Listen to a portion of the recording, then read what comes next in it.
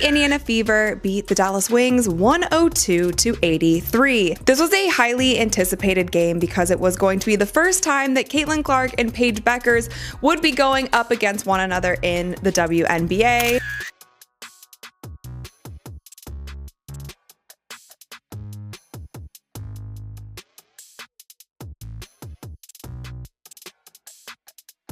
For 5 long years, basketball fans have been obsessed with one of the most iconic rivalries in women's hoops, Caitlin Clark versus Paige Bueckers. 2 high school sensations. 2 different journeys. 1 fiery rivalry. Clark, the dynamic scorer with unlimited range, chose Iowa, a school with no championship pedigree, just raw hunger. Bueckers, the cool and collected playmaker with surgical precision, chose powerhouse UConn under the legendary Gino Auriemma. Hey, Caitlin. You've known Paige since middle school, AAU. You guys were on the U19 World Cup team together. Is there anything that maybe stood out then about her, whether it be on or off the court, that maybe still reigns true today? I mean, I feel like she's played in the same manner that she, has since she was, whether we were on the U16 team together, U19 team together, whether it was me watching her in AAU, she's always just been smooth. She takes what the game gives her. Her midi has always been as nice as it's been this year. She's just she just plays way older than she is.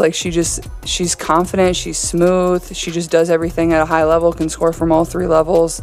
And that's how she's always played. And that's obviously translated. Their styles couldn't be more different. Clark lit up courts with deep threes and flashy assists, while Bueckers dismantled opponents with her silky mid-range game and calm leadership. Their college battles became instant classics, but it was Clark who stole the spotlight.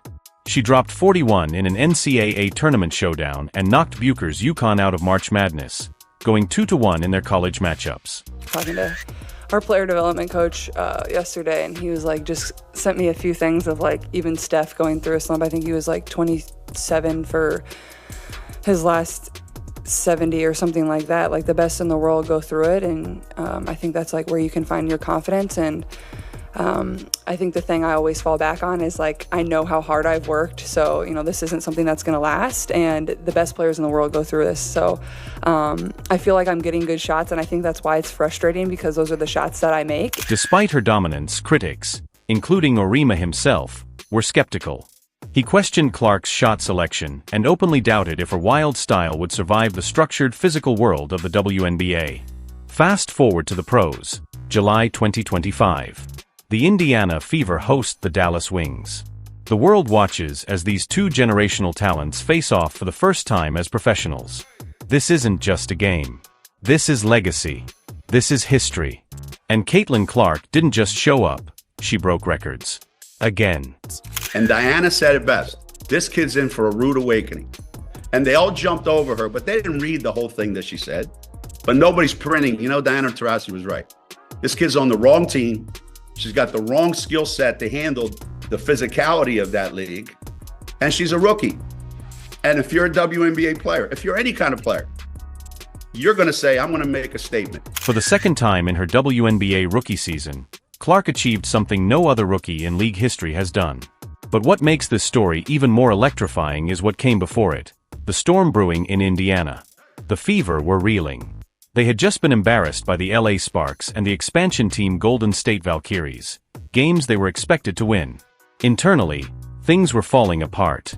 I feel like this stretch, this is a big game for us. I think we've struggled in the fact that we're able to play one good game, and then we play a bad game, then we play a good game, then we play a bad game. So I think for us is we got to find a way to be able to stack really good games together, and then we go on the road, and we're on a back-to-back, which is just a challenge in itself. No matter who you're playing, we play Connecticut, then we play New York. So I think Steph's message was, yes, All-Stars coming up, that break's coming up, but our focus is on these 3 games that we have left. So in that sense, I do think it's critical that our focus just remains on the game in front of us, and I feel like that's what everybody in the locker room is doing. Clark, known for pushing the tempo, was clashing with head coach Stephanie White, who preferred a slower half-court offense.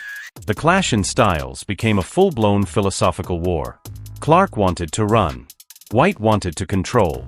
This wasn't just a small disagreement, it was a battle of identities. And it came to a head during a heated exchange caught on camera during a game against the Atlanta Dream. You could see the fire in Clark's eyes, the frustration in her voice. Something had to give. On top of that, the team's lineup was in chaos.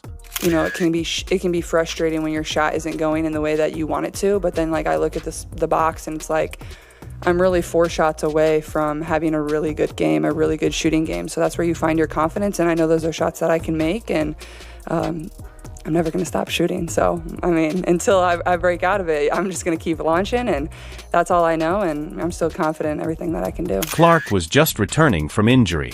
Damaris Dantas had just rejoined the team after her stint with Brazil's national squad. The rotations were all over the place.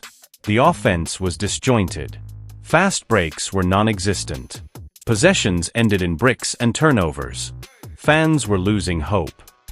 Lee Rue the other night had a season-high 18 points. Here's Boston turning the corner. Dishing to Hull. Extra feed Clark. A deep 3. You bet!